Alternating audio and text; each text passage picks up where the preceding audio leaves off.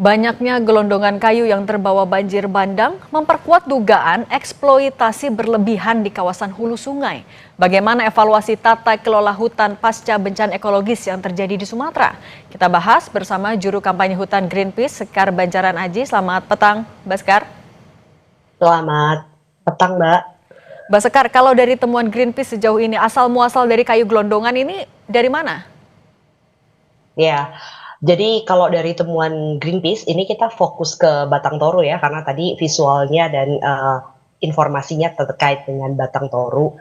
Ada hal yang mendasar, yakni kami menemukan setidaknya dari tahun 90 sampai 2022 ada deforestasi yang lumayan besar.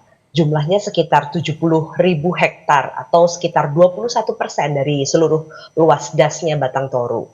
Kini, kalau kita bicara hutan di wilayah tersebut, hutan alam yang tersisa itu tinggal 167.000 hektar atau sekitar 49% dari DAS. Itu lokasinya pun di tengah. Dan kita bisa lihat, dibandingkan dengan areal perizinan berbasis lahan dan ekstraktif secara keseluruhan, luasnya sekarang ada sekitar 94.000 hektar atau 28%. Sebagian besar adalah perizinan berusaha pemanfaatan kawasan hutan dan juga pertambangan serta perkebunan kelapa sawit. Tadi udah disebutkan salah satunya perkebunan kelapa sawit.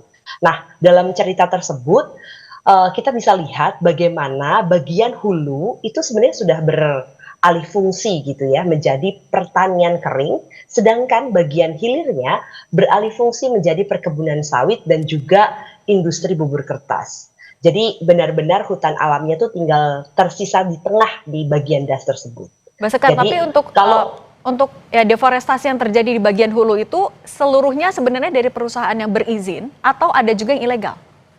Nah, ini yang sebenarnya kita pertanyakan ke pemerintah, karena data ini harusnya diketahui pemerintah ya Mbak ya, karena yang berhak melakukan monitoring dan evaluasi secara resmi itu pemerintah. Kalau dari apa yang kita lihat visual, tentu saja kita udah bisa melihat bahwa itu ada deforestasi dan ada sebuah upaya untuk menghancurkan hutan. Nah, kita udah punya data nih, perusahaan yang resmi. Nah, sekarang kita lihat perusahaan yang nggak resmi. Kalau data kami zoom in sedikit ya, misalnya Mbak di sawit, sawit itu kalau data dari izinnya itu cuma 19.500 hektar. Tapi visual sawitnya Mbak di itu sekarang sudah 25.000 hektar. Berarti bisa kita lihat tuh ada yang anomali di situ. Nah, kelebihan sawit itu dari mana? Itu ilegal atau legal? Nah, sebenarnya ini yang menjadi pertanyaan sekarang dan jadi ruang buat pemerintah menjawab itu. Baskar, untuk ekspansi untuk deforestasi itu mulai masif di tahun berapa sampai berapa? Kami mencatat sebenarnya mulai dari 90-an udah mulai, Mbak. Jadi tadi ya 70.000 hektar tuh sebenarnya kita catatnya mulai masif tuh sejak tahun 90-an. Jadi sebenarnya ini pelan tapi pasti gitu ya, hilangnya hutan di area Das Batang Toru itu. Nah, ketika sudah terjadi dari tahun 90-an, Greenpeace melihat penegakan hukum dari pemerintah sudah cukup seriuskah? Belum. Kita selama ini selalu minta sama pemerintah untuk melakukan evaluasi perizinan besar-besaran. Dan sampai hari ini itu juga yang kami tagih ke pemerintah. Karena hingga hari ini sampai terjadinya bencana yang luar biasa dahsyat yang sebenarnya kita semua nggak mau kan Mbak. Ini sebenarnya akarnya kenapa sih? Karena tata kelola hutan kita yang kurang baik. Dan dalam konteks kurang baik itu yang harus dilakukan seharusnya ya stop dulu, evaluasi dulu, dan yang paling penting di sini, pemerintah pun tahu ini, yang bagian rusak harus segera dipulihkan.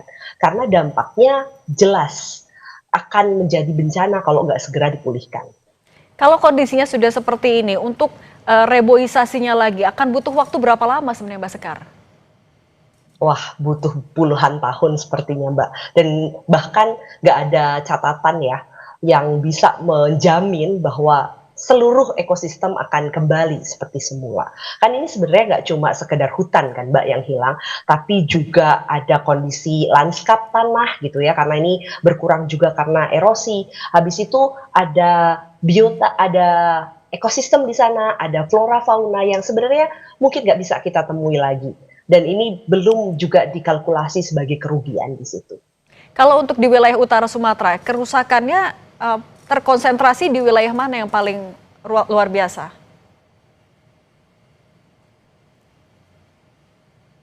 Sebenarnya kalau kita lihat di Pulau Sumatera, hampir semua das gitu ya, tutupan alam di masing-masing das itu berkurang, kurang lebih sekitar 25%. Nah, ini sebenarnya menunjukkan bahwa di daerah area aliran sungai gitu ya, di Pulau Sumatera, itu sebenarnya posisinya sekarang sedang kritis. Nah, kalau kita cek hutan alamnya berapa, sekarang tinggal ada 10 sampai 14 juta hektar atau sebenarnya kurang dari 30%. Padahal sebenarnya kita harapannya itu ya setiap das minimal ada 30% hutan yang tersisa. Tapi sekarang kondisinya di Sumatera udah kurang dari itu. Tapi kalau dari catatan Greenpeace, banjir bandang di wilayah Sumatera yang disertai dengan gelondongan kayu dengan jumlah yang banyak sekali seperti ini pertama kali atau sebenarnya sudah pernah?